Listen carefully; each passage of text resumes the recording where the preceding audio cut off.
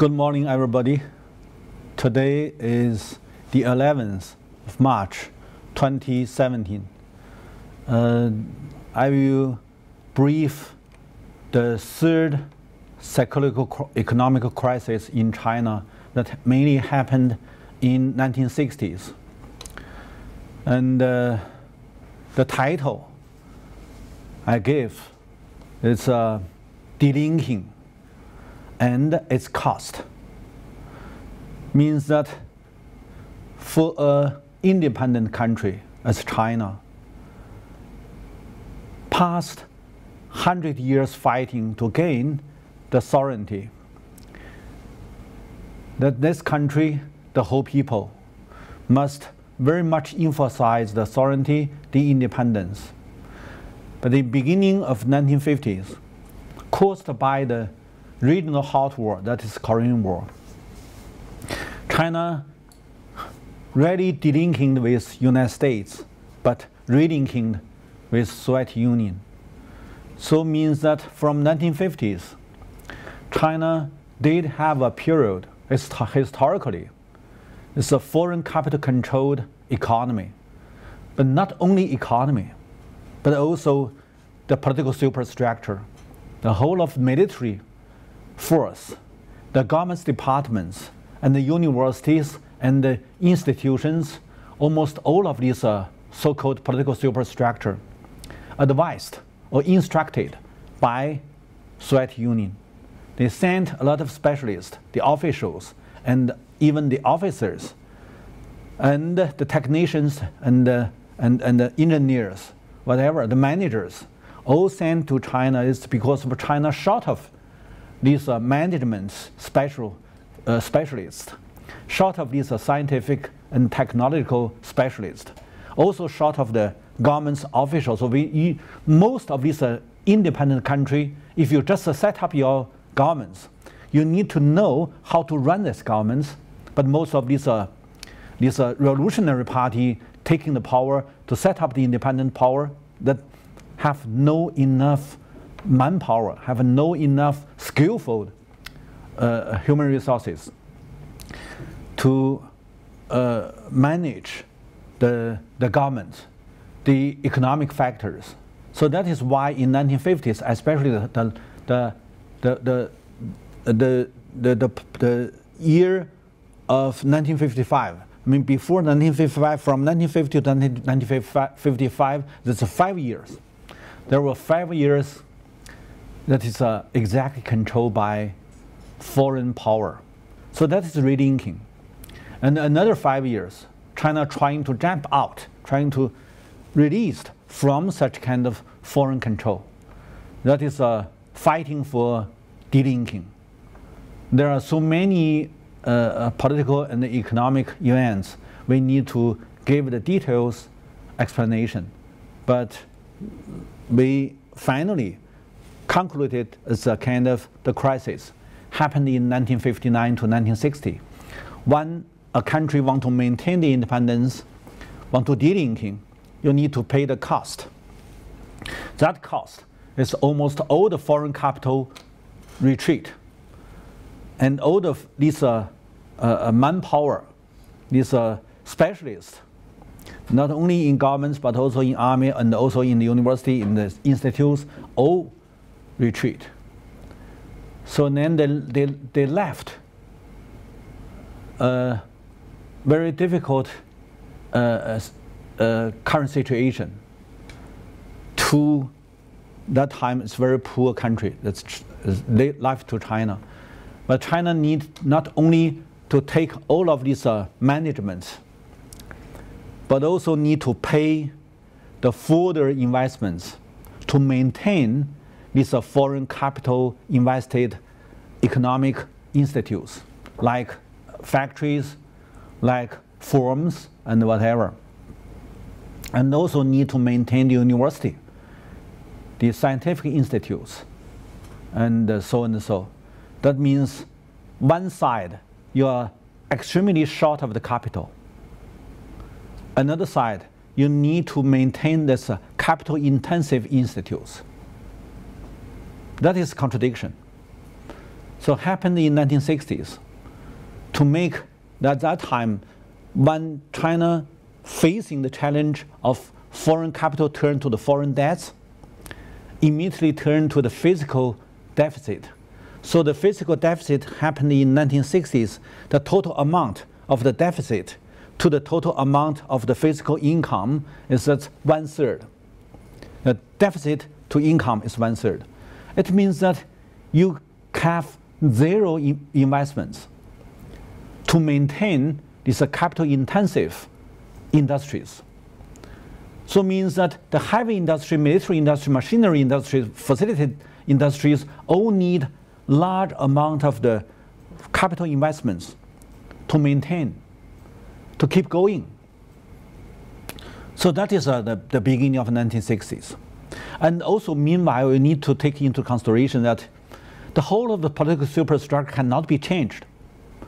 These bureaucrats, these government officials, anybody just imagine they would like to change themselves? They would like to give up their profit? No, they need to keep going their benefits from their management. They wouldn't like to give up.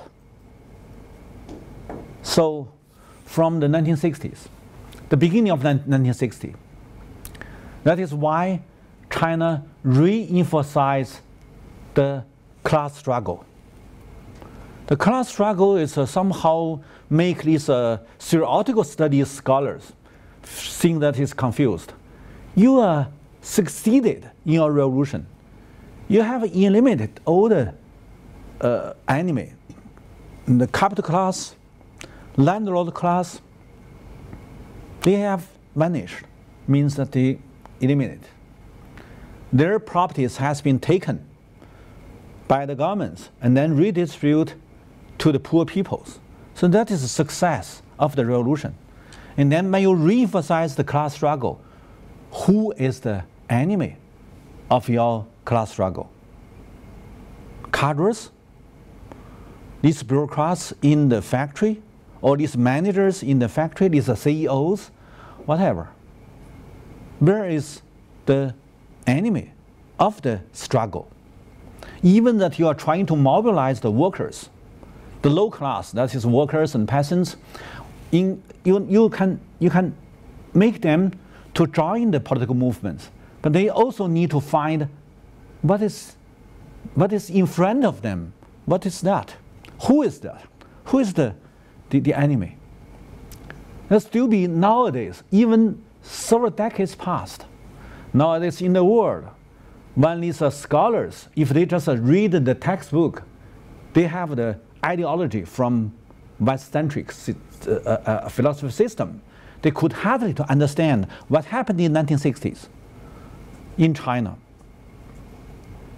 So let's start to give you the explanation. You can see that the background and the problems. Few people understand in 1960s, the world economy is downgraded. After the Second World War, the population size increased. Yes, the population size increased. And the per capita, world GDP per capita, is from 1960s, downgrade. From 1960s, it's downgrade. It's a real GDP, not the bubble. It's real GDP downgrade. Means when the population increased and the world capitalism cannot fulfill all the people's needs. Downgrade. And by the capitalist system, the gap between poor and the rich still be enlarged. So the low class, the increased population mainly happened in low class. The high class have very little young generations. But the young generations as a population mainly taking place in the low class. The low class have a very little income. They cannot buy the commercial goods. So this mass production produce a lot of commercial goods, but the market still be limited. So inside of capitalist system, this system cannot solve the problem of the gap enlarged by the system itself. So from 1960s, the per capita real GDP downgrade, every decade downgrade, until the 1980s, 1990s, because of the capitalism upgrade to the financial era. The financial capital era means the financial capital lead the capitalism going forward. That is a difference. So from that time, the downgrade stopped. And then they may have a kind of physical income increment and the financial income increment, and then all of these so-called advanced country did have a historical chance to share the benefits from the financial capital increment. So that is another story. So we just talk about the 1960s. 1960s, the per capita GDP downgrade is very, very, very big, very sharp. And then we go back to the background. Because of the population increment, and every decade, the real GDP, world GDP per capita downgrade a stage. So that time, the advanced country is Western country.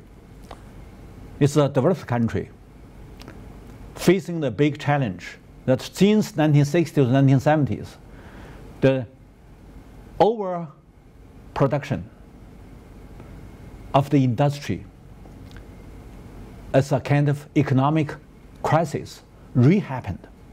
So after the Second World War, only 20 years, or 15 to 20 years, overproduction, that is the key problem, is a critical problem, originally happened in 1930s, re-happened in 1960s to 1970s. 1920s to 1930s there's a big crisis happened in Western countries, turned to the Second World War. Now, from 1960s to 1970s, the overproduction as a crisis happened again, now turned to the not the Third World War, but the world is instability. Chaos everywhere. You can see there's a chaos. Here is the 1960s China-Indian border war. And there's a tension relation between two armies. And then this is a Vietnam War, happened 1964. And it's very big disaster. Millions of people died. And here that is France, and in 68, that is many violence, street violence happened. And this one is Japanese so-called Red Army, also in the cities in 1960s. And this one is that the Indonesia, the massacre, is from 1965. Suharto took power, and then they have just thousands of people massacred. And here is the Congo, that is in Africa. Also the crimes caused by the local people want to take the independence power, and these colonial master countries prize the local movements and suicides a lot of people, massacre a lot of people. So this one is that Latin American countries. It's Brazil and military control, and here is the Paraguay and Chile, and also sent a lot of troops to the streets and to kill people and then to prize the social movements. So in the 1960s, when the capitalism system could hardly to control all the world, just like the 1930s, and also like the Second World War, when they have their crisis, they have less power to control the whole world. So the whole world, the left-wing movements initiated, also caused by the crisis. The low class was easier to mobilize, to join the social movements. And then because they're short of the resources, so they only can use the military force to price and then to kill people. That time is a very bloody era. So that is the 1960s. Even the left wing can use the democratic as a kind of way to take the power. There's Chile president Allende, how to say that? Allende. Yeah, in 1970. In 1960, he was supported by the working class, and then 1970 he got the position as a president, as the chief minister, and then 1973 was murdered. And then you also know that he is a very famous Cuban leader, and it's they joined the African Revolution, helped African to have independence.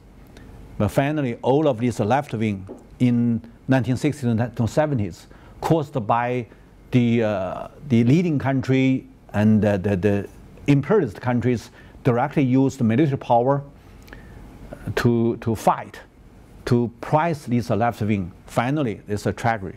It's everywhere. It's a massacre, and so that in 1960s, it's the whole world situation is a chaos. Up to now, a lot of people just trying to forget. They are trying to forget this 1960s to 70s. What happened that time? Is there any succeeded by low class, by these poor countries trying to use the democracy and the liberalism to liberalize themselves? Do they succeed to have such kind of institutions outcome? If you summarize the lessons, you may find that 1960s and 1970s, even everywhere, it's the low class against the high class. It's the indigenous population against this colonial power. Wherever, even in United States, that is, they also have black people's human rights movements and so on, so anti-Vietnam War and so many, but nowhere successful. That is 1960s, 1970s, and then that is a big picture of the background. We should know that it's because of the bloody hand at the back, kill people and use the illegal measures to deal with such situation. That is very clear to be indicated by the Latin American left wing. So we may know that this 1960s is a very complicated situation. It's a chaos in the world, but it's because of the class struggle in almost all of these indigenous population country, in this colonized country. So 1960s to 1970s is a big time. It's a very historical era. We must do more detailed studies to understand what happened in 1960s. So by such kind of big historical era, based on such complicated world situation, what China did. Nowadays, few people can give you the whole story, give you the story about 1960s, what China did. When 1960s, when Soviet Union retreat, means that China became fully independent country. 1950, caused by the Korean War, China kept down the relation with the United States. But 1960, when Soviet Union retreat, China have a no relation with Soviet Union. So that is the biggest indigenous population country in the world, fully independent. But how to maintain the independence? How to maintain the sovereignty? The major part of their modern economy is that foreign capital. It's Soviet capital and Soviet style, I mean Russian styles. And the whole of the political superstructure also Russian style. Almost every ministry, every government departments is exactly duplicate from Russia, from Moscow. What Moscow have, what China have. So it's the same, but smaller or weakened. Not so strong, okay? But the style, the forms is the same. But Russia still have at that time in 1960s, 1950s, Russia have passed the fifth five-year plan. They almost finish the perfect structure of industries. So they did have enough capital to maintain their heavy industry, military industry, machinery industries, whatever they can maintain. But here, since 1960, China have zero capital. But the economic infrastructure is mainly heavy industry, machinery industry, military industry, all have no returns. If you cannot produce the commercial goods, means that you have no return. If you have an iron plant, steel plant, you can plant a lot of iron and steel, but you cannot eat. You cannot directly use these steels, these irons. You have maybe many thousands tons of iron, steel. But if these materials cannot manufacture as a tractor or truck or machines, whatever, if not products, this heavy machine will have no return. So how can the country maintain such kind of heavy structured machine system or heavy structured industrial system? That is a big challenge. Remember, I emphasize this key point. If you have a zero capital, but zero capital is an extremely very big challenge. But at that time, from 1960, Russia side want China to pay back all the capital investments. Means that pay back all of these capital investments turn to the foreign debts, and then you have to pay back. Pay back not by how much you produced in industry. They don't need, because they have a very big industry. They only need agricultural products and raw materials.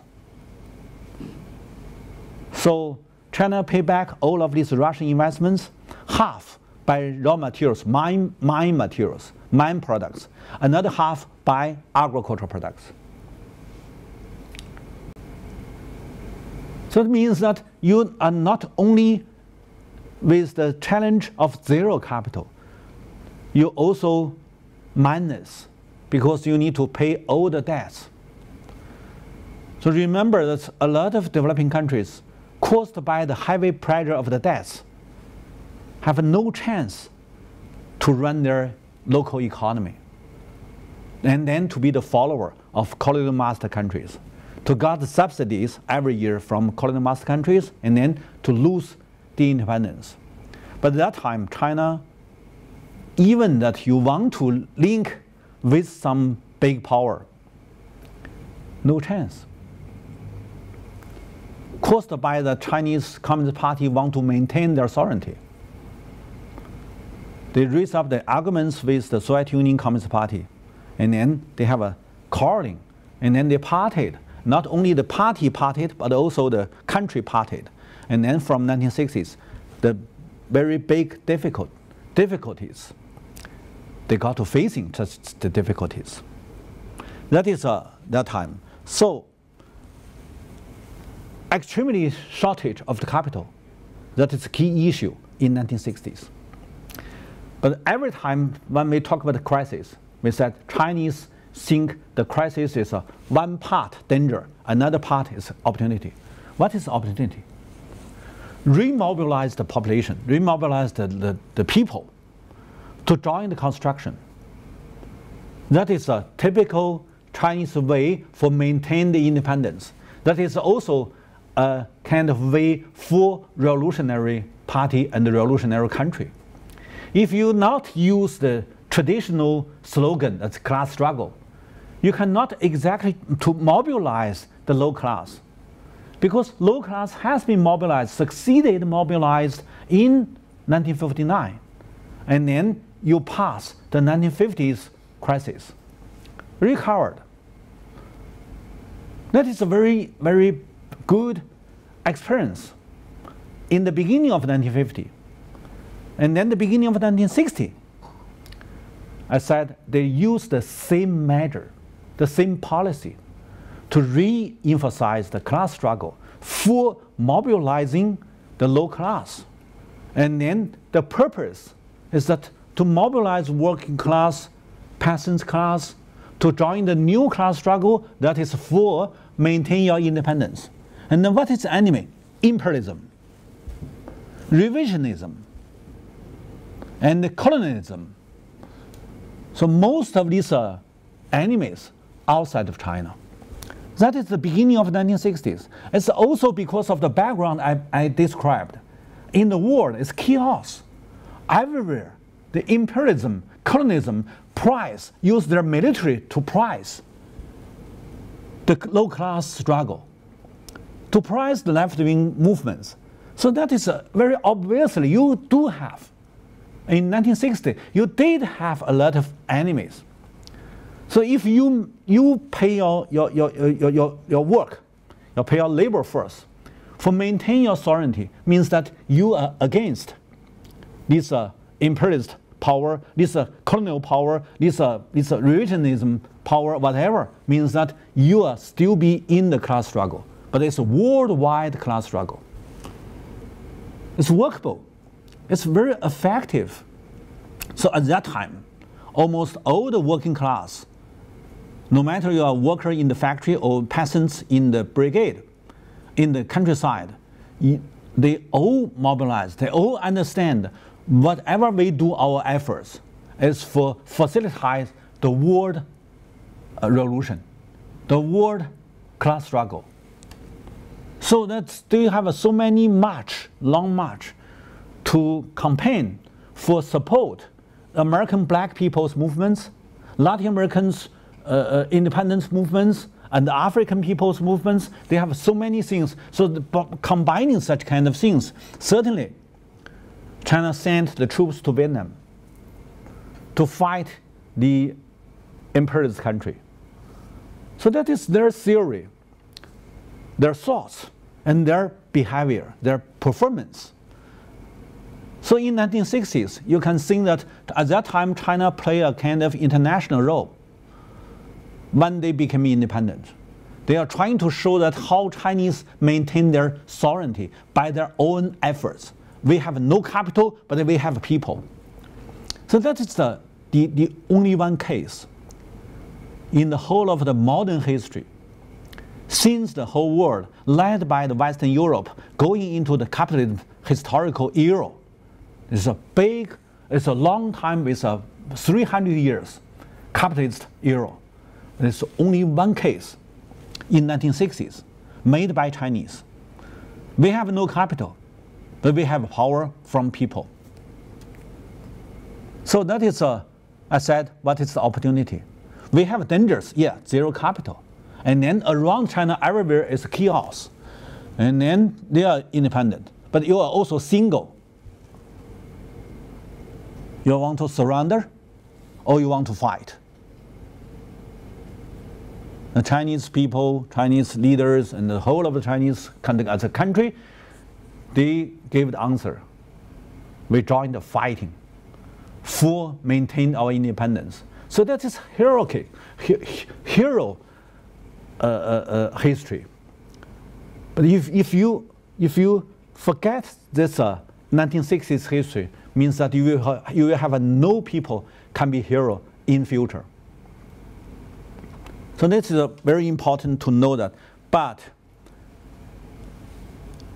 look at this one. In the political superstructure, even you have no foreign capital, but all of these superstructure constructed by the foreign capital.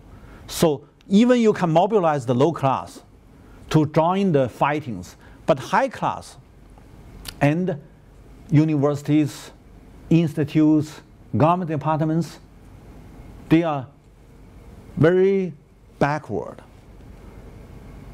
It's just a Marxism. Marx side is Marx himself. He said very clear, when the whole of the economics infrastructure changed, and then the big political superstructure will be much slow to change itself after you change the economic infrastructure. That is theoretical outcome from Marxism. Sure, in China the same. So the political superstructure very slow, not so easy. So but that time, why this Mao start from the military force? So in 1960, the first change is Chinese army, the PLA, People's Liberation Army. They gave up all the class. There is no captain, no colonel, nothing. They have the one uniform, one style. No matter you are general, you're marshal, or you are just a soldier, you wear the same uniform. Means that no class inside. And then they so-called re-embedded into the society. They encourage the whole people to be the soldier. So that is a whole people's war, 人民战争. And the army play an important role in the whole people's war. So change the Soviet Union style, change the Russian style's army. That is first. So the key part, the extremely important part that is of the whole of the political superstructure is army. So the army first changed. And then encourage the factories to have the institutional reform. That is why we have so many transformation happened in 1960s. Let me give you the explanation later. And first finish this the major contradiction before crisis happened. We should know that because that you need to maintain the heavy industry and the military industry when you're facing the challenge of the outside. I said in 1960s, China, at the border area, there are so many fightings.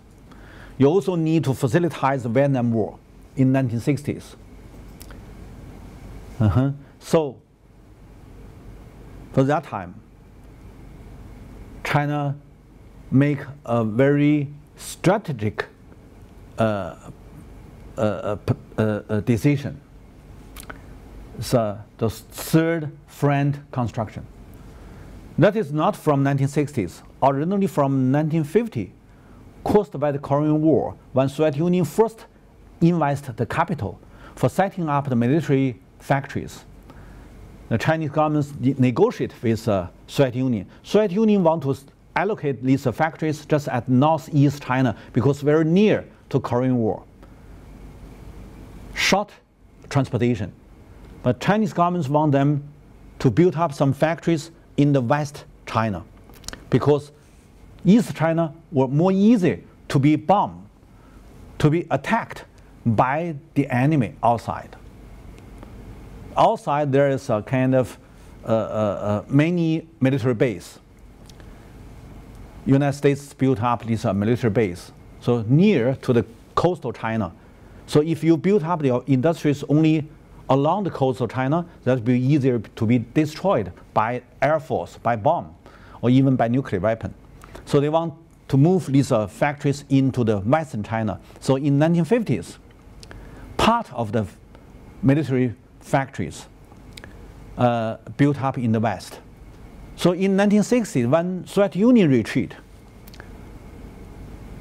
and also the border relation with the other imperialist country controlled area, very tension.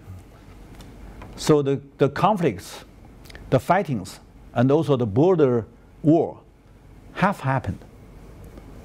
So that time, Chinese made the decision since 1964 to move these factories originally allocated in the coast of China, in Shanghai or in Tianjin and some big mega cities, move these factories into the inland, into the west.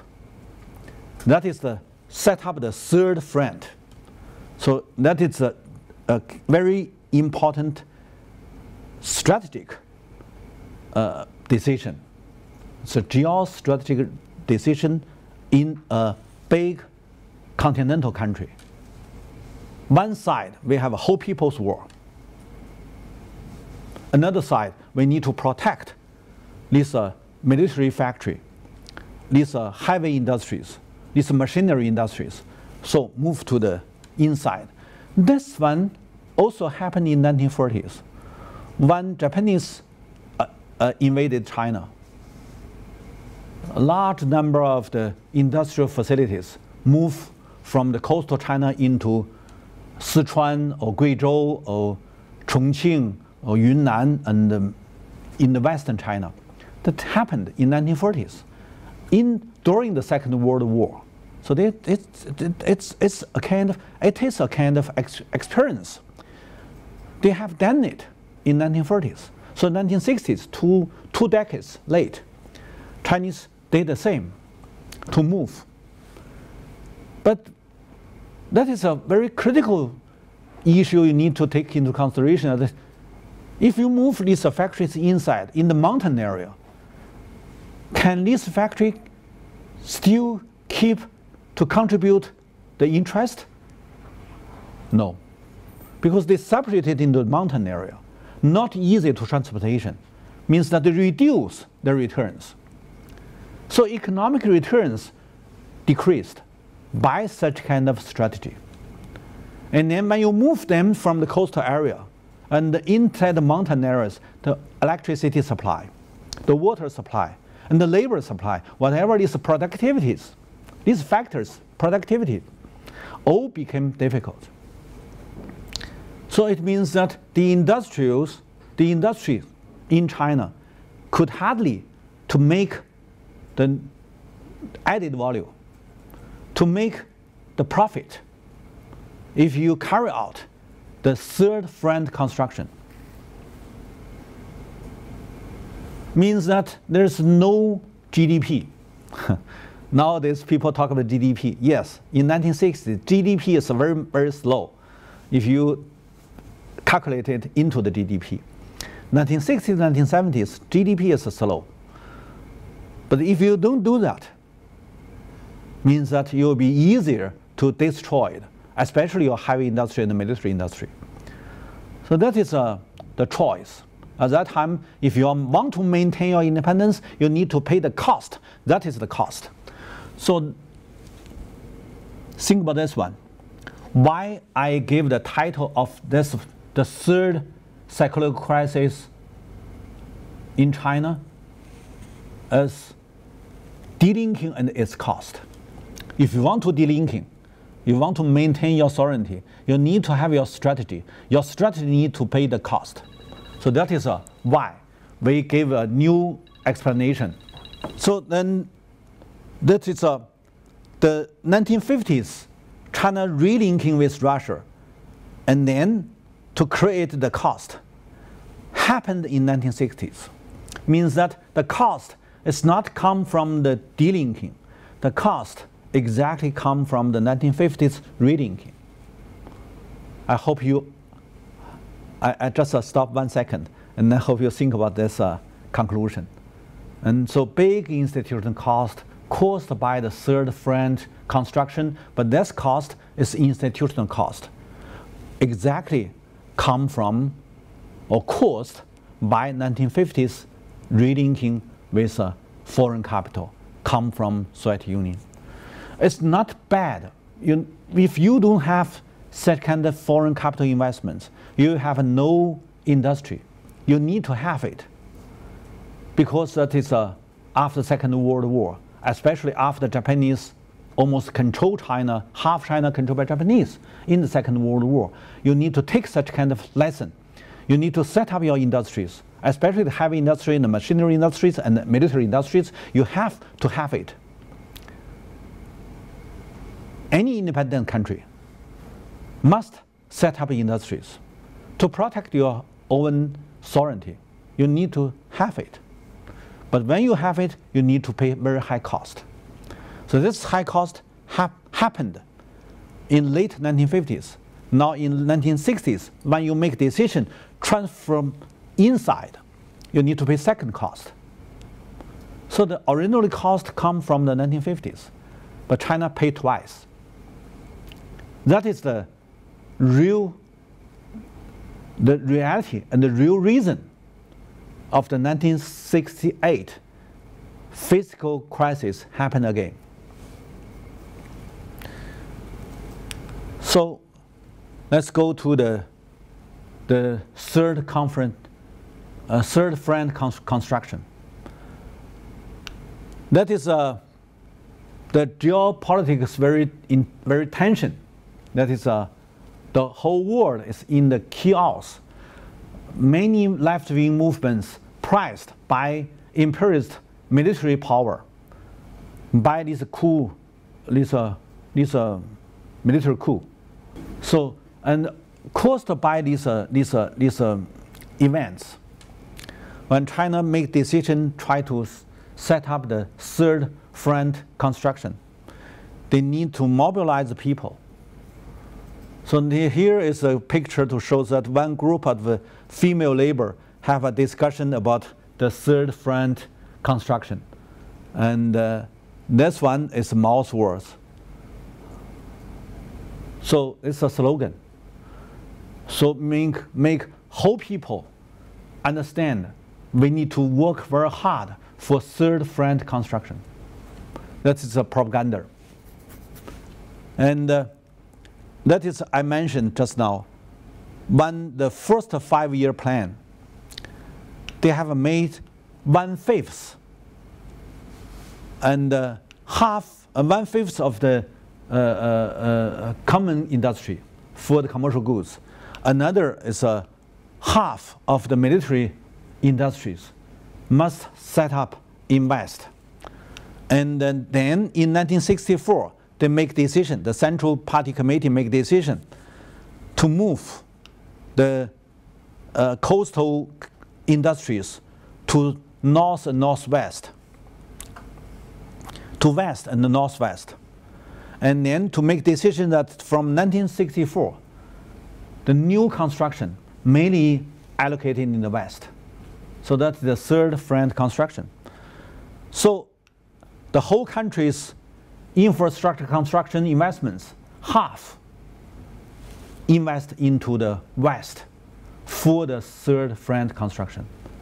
So the total amount of the third friend construction is 205.20 billion Chinese yuan. It's a half of the whole of the infrastructure construction investments. So that is that time you put large number of the construction investments, but these investments will have a no return. Think about that. That means the crisis increased, the danger of the crisis. the cost increased. So the crisis is potentially. Here is the third front construction.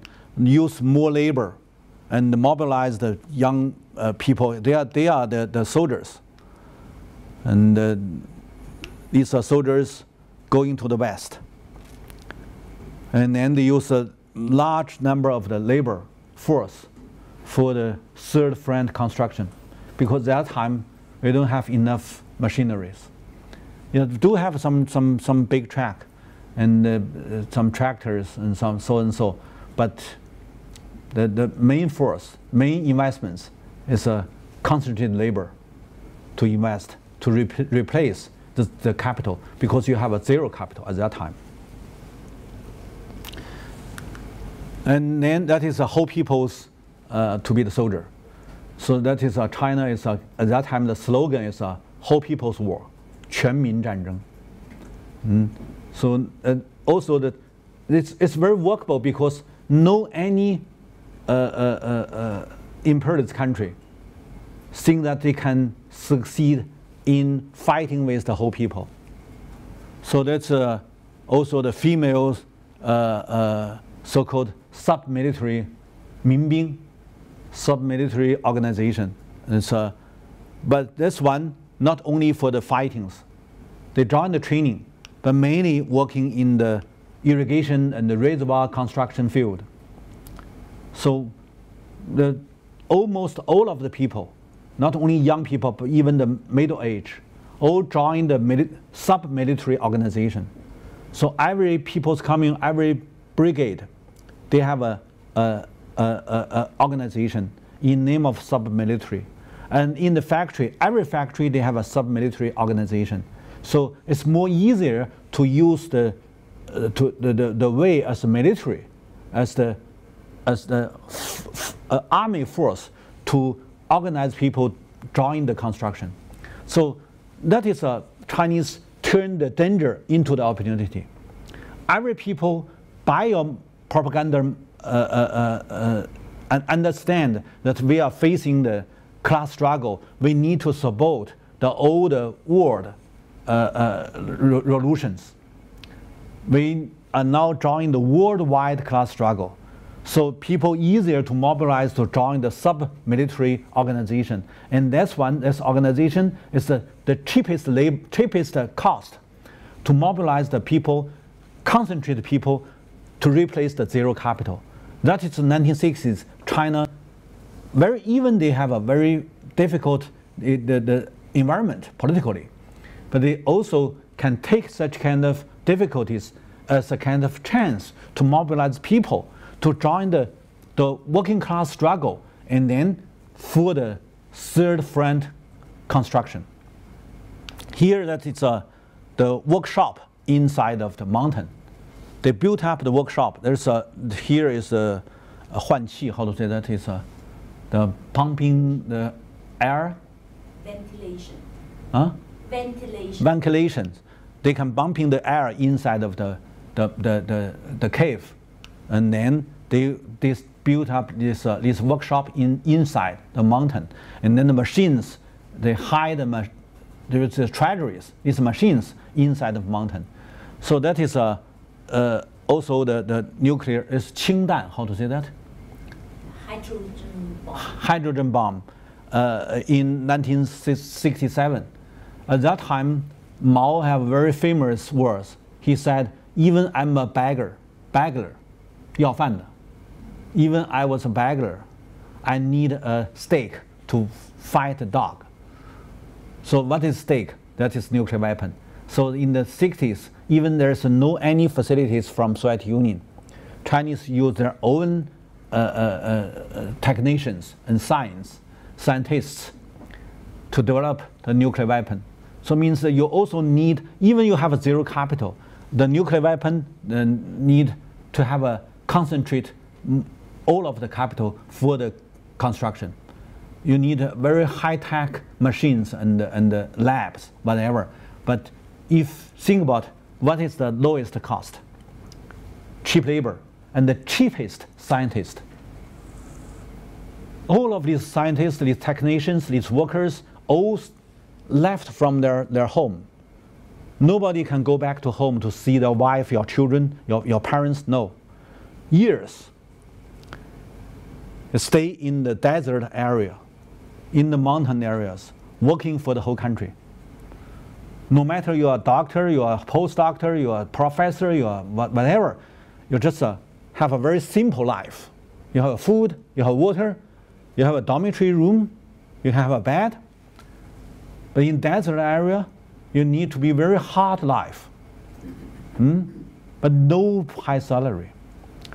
The hardest life, little salary. So what is low cost? Human being. Why human being can stand so low salary, even no payments? It's because they believe, they fight for our working class rights, fight for our independence. We joined fighting for the sovereignty. We also joined fighting for support the worldwide class struggle. For these people still be under the heavy pressures of the imperialism, colonialism, and revisionism. That is Mao's time. That is 1960s. That is why China still maintain their heavy industry, machinery industries, and military industries until they changed the structure in late 1970s. So that is the reality. That is the real story. And then you can see that 工业学大庆. 大庆 is originally in 1960. When China have no oil from Siberia, blocked by Soviet Union. 1950 blocked by United States. 1960 blocked by Soviet Union. And then you have no energy. You only can use the coal mine. But at that time, China need to develop the oil field. So that is Daqing. Daqing, you have no capital, no technology. You have even you have nothing, but you have a people work hard. So that is when they talk about Daqing, it's a kind of spirit. It's a kind of manpower, mental power to use for the construction. So since 1960, they developed the biggest oil field in northeast China in the history. Originally, you don't have enough. But after you develop Daqing, you can export oil from the late 1960s. So that is a spirit of Daqing. And then, when 1960s, China raised up the self-reliance and hard struggle. Yes, that is a slogan. So the model of such kind of slogan is Daqing. So the whole of the industries, remember just now I mentioned, the whole of industry is a Soviet Union style. How to change the Soviet Union style factories in re-embedded into the Chinese local situation, into Chinese society. That is also a very big challenge. So by you mobilize the low class, their workers, join the management. That is also Daqing spirit. And then Angang Xianfa, this one is Anshan Gangtie Gongsi. It's the biggest steel plant in China, but facilitated by Soviet Union in 1950s. And certainly these are factories all managed by Soviet Union. And how to change? So there is a kind of Angang Xianfa, means the principles of Anshan steel plant. Who made it? Working class. You said you want to have a working class movements. Okay, you want to have a class struggle. Okay, you need to mobilize the low class, that is working class. Yes, they were mobilized. What they do? Join the management. Join the transformation, transition. Transit Soviet Union style's factory management into Chinese style. That is a reform. It's a critical reform. So, caused by that, the leaders, I mean the cadres of the management group, and technicians, engineers, and workers, three part mixed together.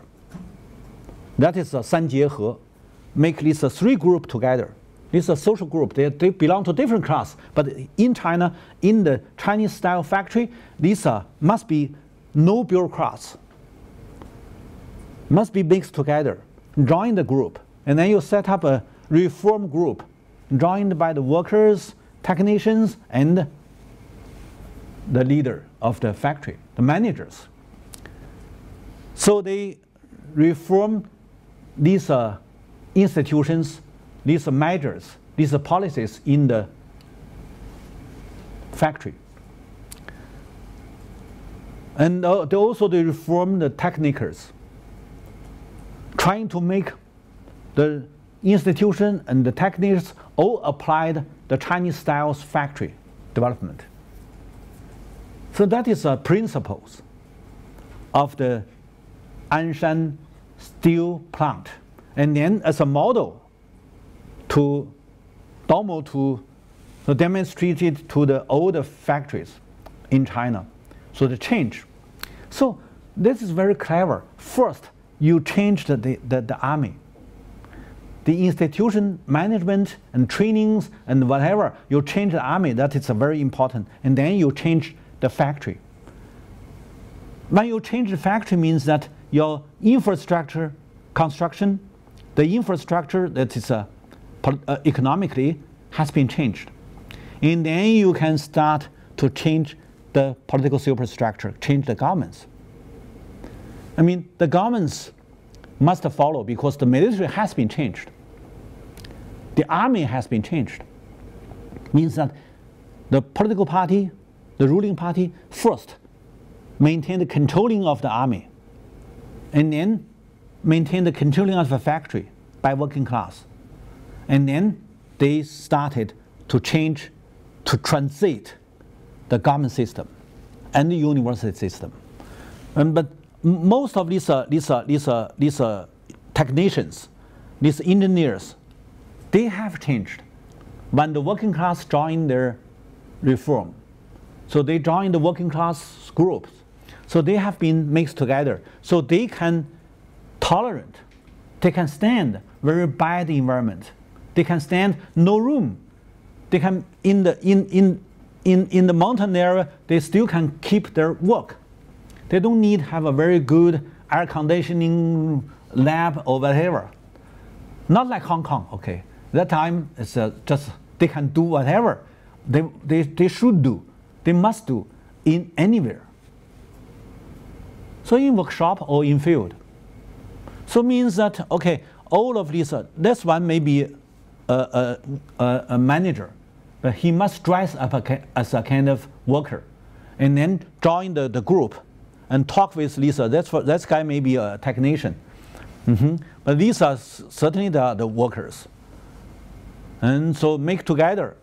That is the economic infrastructure change. It's a big reform in this Soviet Union styles factories. So when they succeeded to reform these factories, okay, they can do further more reform in the government departments, but it's more difficult. Here is the 农业学大寨. Dazhai is a brigade in yellow soil plateau area. It's very bad environments, very little land, agricultural land.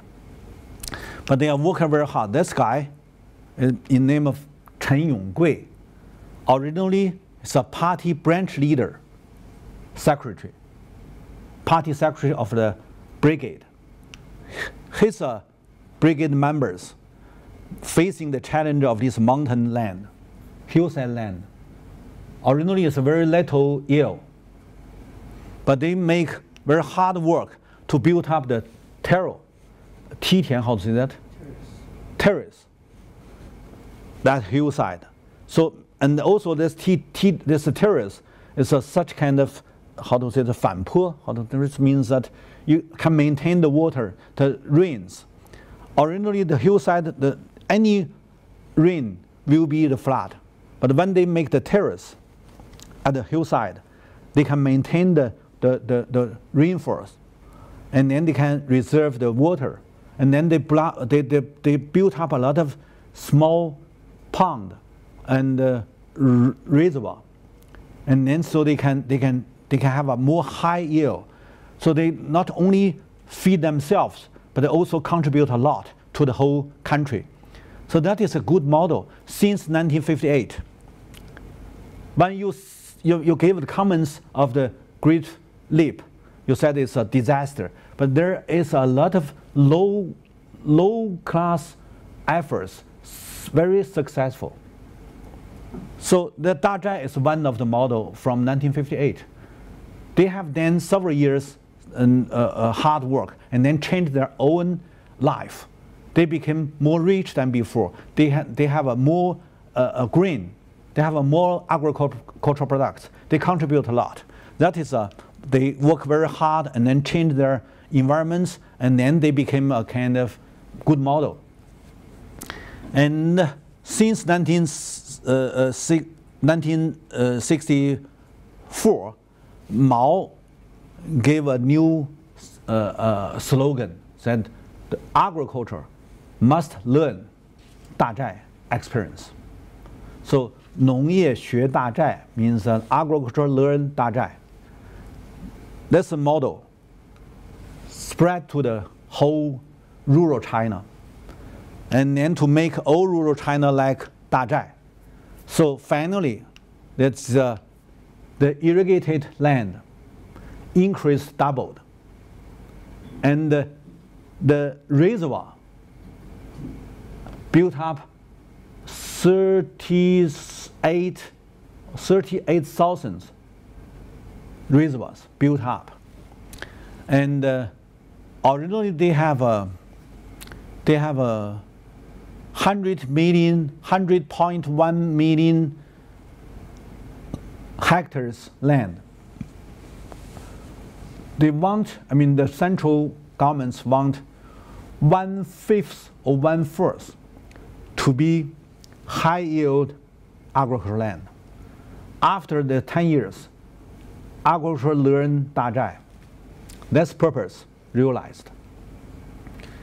So since 1960s, when they do very hard work in agricultural infrastructure construction, mainly by peasants organized to invest, replace the capital, China gained very big success. Since 1960s, that is big hunger. After that, no hunger again, because the agricultural yield caused by the big efforts into the infrastructure construction, the agricultural, especially green products, doubled than before. So that is why since the late 1960s, the green supply increased, and then no hunger again. That is by the human being, by the human power, not by any capital, certainly not by foreign capital. So that is 1960s. This industry and agriculture. There's two big movements. Industrial movements is 工业学大庆. Agricultural movements is 农业学大寨. When they facing the 1960s crisis, they invest by the Chinese labor, by Chinese themselves, and then facing the challenge, they take the challenge into the opportunity, mobilize the people, and then grow up. Also very important, the key issue is that by such kind of self-mobilization, self-reliance, and hard work, hard struggle, China maintained its sovereignty, still be an independent country in the whole world, not by the capital. They also maintain the Soviet Union styles heavy industry, machinery industry, and military industry. Even no returns. Even they need to pay high cost. Even they need to pay double cost But finally, they maintained. Maintain this basic industries means that you can going forward. You can build up another manufacturing factories and light factories, commercial factories, whatever. That is later. But the first, the critical issue is how to maintain. They finish to maintain such kind of Soviet Union factory. We should give this picture again. Last time I have talked about this picture. You can see that caused by the 1960s inland construction, the third front construction, with the central budget increased. Look, originally, in the beginning of the 1960s, the central budget downgrade. Now caused by the 1964, they make decision to invest into the third front construction, the central budget increased. And then when they have the budget deficit, it downgrade again. That is we describe what happened in 1967, 1968. The budget deficit became more serious, caused by the third front construction. That because no return. I said double the cost Chinese got to pay. So that is the crisis. When we talk about crisis, we need to give this one. You can see that that is economic construction investments decreased to -30 in the year 1968. 1967 downgrade to -20s. From 1966 break down to the zero. Means that these years caused by the deficit, the Chinese governments have a low ability to keep investments. And it also means that you have no ability to have a more income of your budget. So the budget became a very big deficit, means that large people will no job. So this time we have many millions lost the job. I have then the calculation by the statistic books. This time from 1960s to 1967, almost 70 million laborers lost the job. 70 million is a big number. It's the whole of the European labor force is similar. Whole of Europe, 70 million to 80 million. In 1960s, the beginning, the Chinese lost, the labor lost job is 70 million. And then you got to send these young labor to the countryside. That is the first so-called educated youth going to the countryside. It's a typical Chinese concept. What is educated youth? It means no job youth or jobless youth sent to the rural area. At least you can have food. But to make the rural society have a very heavy burden because you send too much to the countryside. And also the rural people, if you have got the chance to be educated, you also have no job. You also need to go back to your village. So if you calculate all of these young people go back to the countryside, you may think that it's maybe 20 million, maybe 30 million. Reduce the burden of the city, but gave the burden to the rural. So that is 1960s. Again, 1967 to 1968. 1968 is the second time to send jobless youth to the countryside. Not only the youth, but also the citizens. My family is a case. My parents at that time, my father working in the university. This university is special for the social science, not anything involved of the production. So university disbanded. The staff dismissed. So my father was sent to the Jiangxi to be a peasant, to be a team member, working in the field.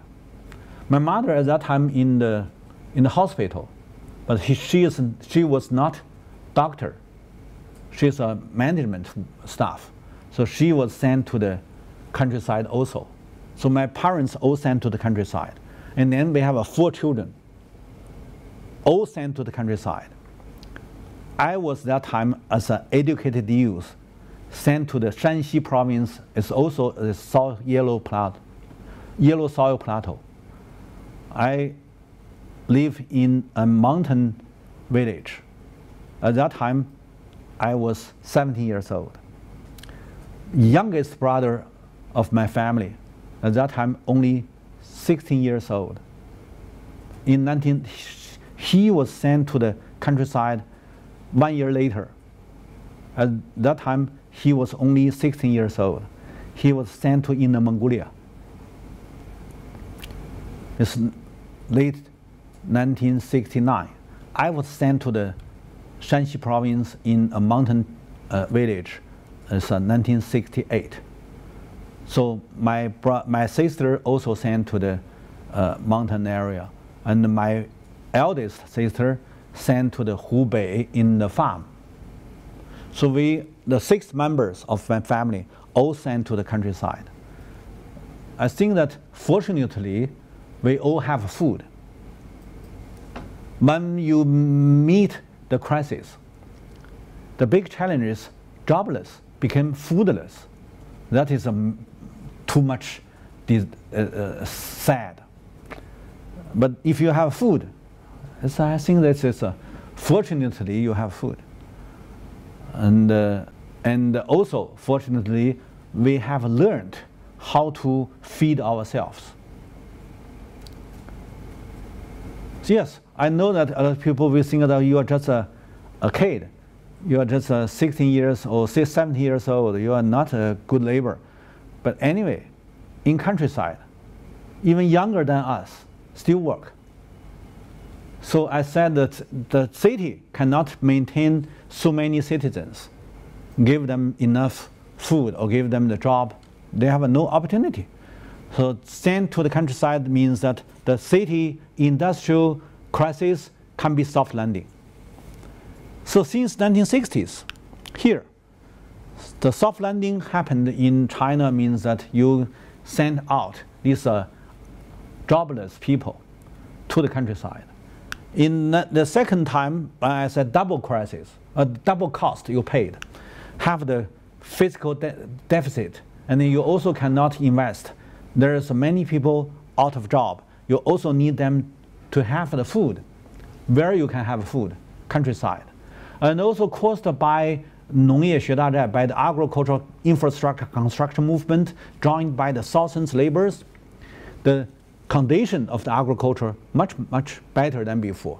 So they can maintain more labor. So the labor from the city to countryside doubled than 1960. So the late 1960s, sent to countryside, the population doubled than the beginning of the 1960s. And then this time, no people die in hunger, because there's a big agricultural construction movements have almost solved the problem. The agricultural yield doubled. So caused by that, even that we have a big crisis happened, we have no big hunger. That is why I need to give the explanation. Okay, so we can have a 10 minutes break.